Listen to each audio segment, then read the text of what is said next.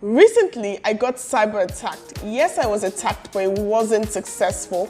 And that triggered me to do this video to help as many people as possible during these uncertain times. So do you have a phone or a laptop that's connected to the internet?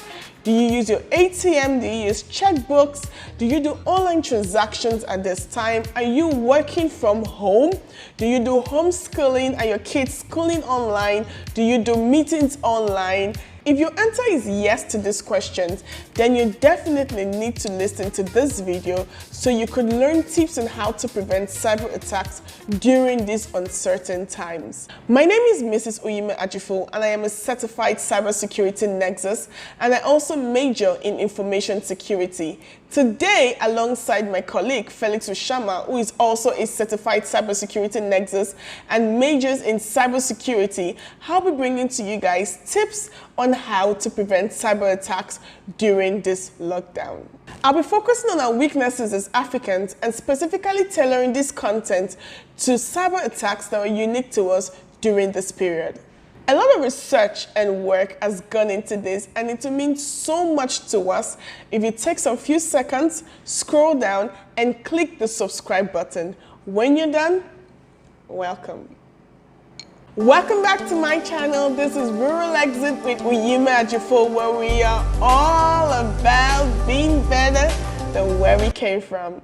I'm going to be doing the basic and not so basic interchangeably, so you have to listen to the end to get all the juicy details. The first on the list is ATM/checkbooks. A lot of us have ATMs. A lot of us use ATMs for our daily transactions. Some of us use checkbooks for our transactions. Let me just summarize this, okay? Because I don't want to spend so much time on this one. Please don't use your date of birth for your ATM PIN. Okay? It's as simple as that. Don't use your date of birth. Don't use your wife's date of birth. Don't use the month of your birth with the last 2 digits of the year of your birth. So let's say you were born January 1989. You're having 0189. No, don't do that. And don't use it the other way around. I was about to skip this from the list, but then I remembered a family my husband and I visited last year. While we were having dinner and talking, one of the other couples asked me, "Oh, what do you do?" And then I said, cybersecurity and business development. And they said, "Oh, okay, give me 1 or 2 things about cybersecurity." I wasn't prepared for that kind of question, but I took a good look at him. And it was in his late 50s. Yes, late 50s, early 60s. And the first thing that came to my mind was, do you use your date of birth for your ATM PIN? Of course, I expected him to say no, but then I was shocked he said yes. So, to those of us who's still doing that, you've got to stop. You'll be shocked the amount of information about you on the online space. You cannot afford to use your date of birth as your ATM PIN. You can't afford to use your wife's date of birth. You can't afford to use your wedding date. You can't afford to use the date of birth of your first child.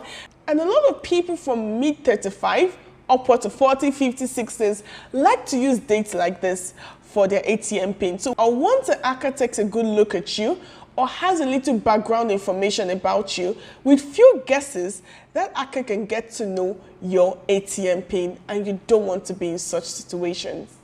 Number 2, working from home. Sadly, working from home has become a new reality, and we have to adjust to this.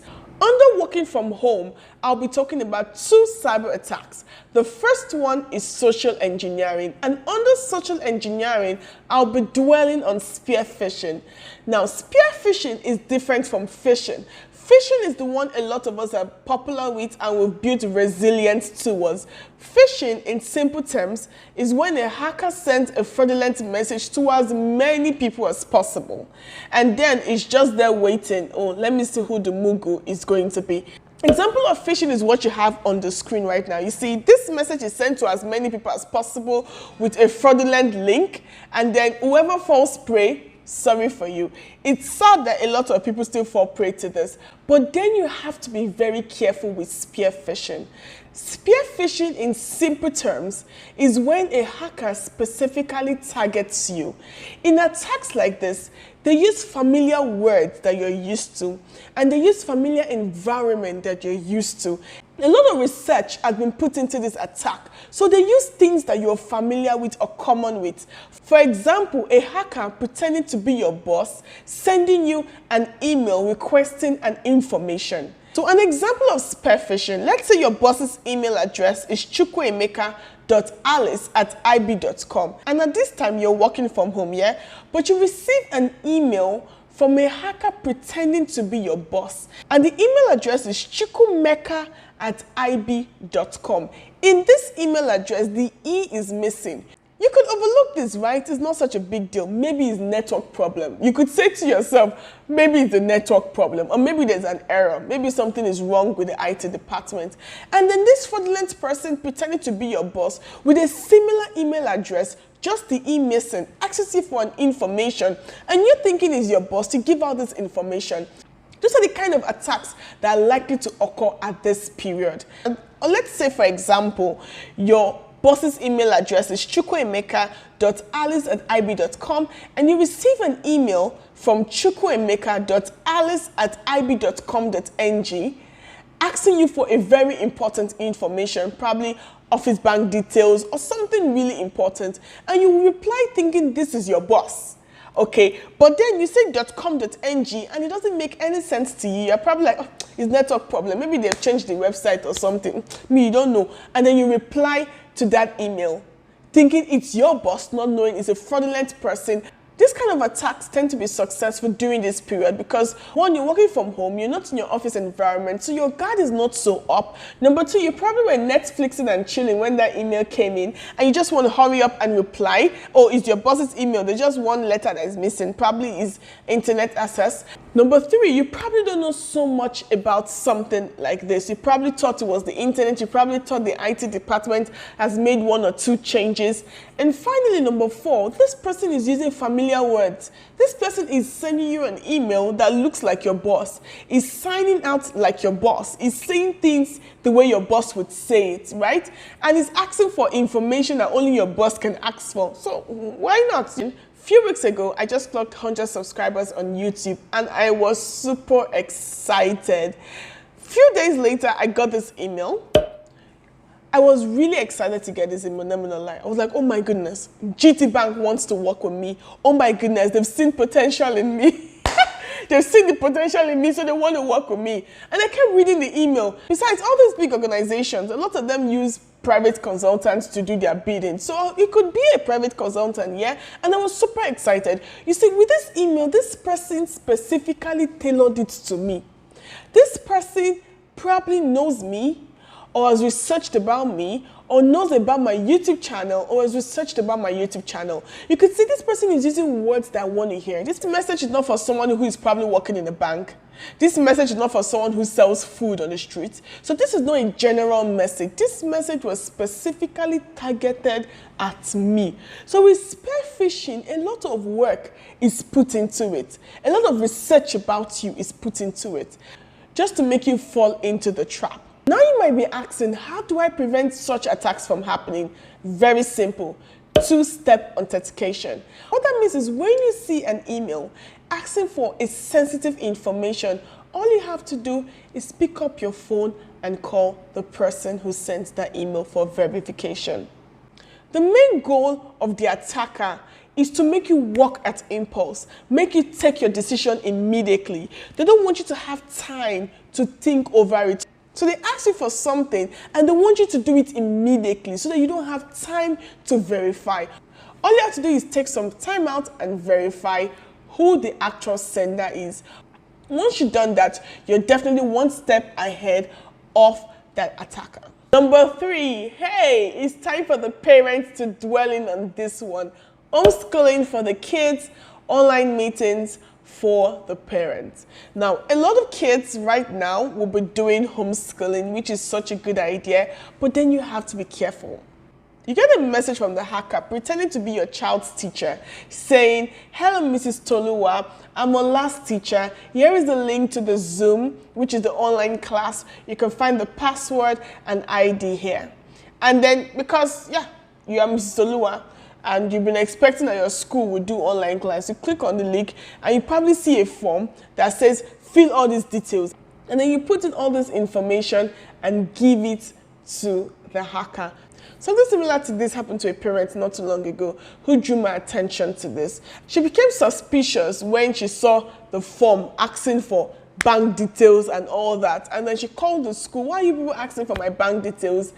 And they said they were not the one. If the message is saying they come from the school, you have to be really sure that it comes from the school. Make sure you only take actions on messages that comes from the verified email address or phone number. The second one under homeschooling is the internet. So you know how the parents have online meetings, you're probably working from home. Obviously, you cannot monitor your child's internet access 24/7, and probably your child has always been using the school internet, which has been censored or which is monitored by the school. Some access to websites has been blocked. But you probably don't know these things because they're handled by the IT department. And here you are at home giving your child full access to everything on the internet. You don't want your child to mistakenly go to a pornographic site because he mistakenly clicked on an advert. A lot of adverts now are pornographic adverts. So to avoid that, make sure you censor your internet and make sure you censor the content. Because of time, I won't be showing you steps on how to do that. Probably I'll do an update to this video. It's really easy. All you have to do is go on Google and check how to censor your internet, how to block some websites, how to block adverts, how to make sure that the content your kids watch on YouTube are actually children friendly. Number 4, online transactions. This has become a new reality now.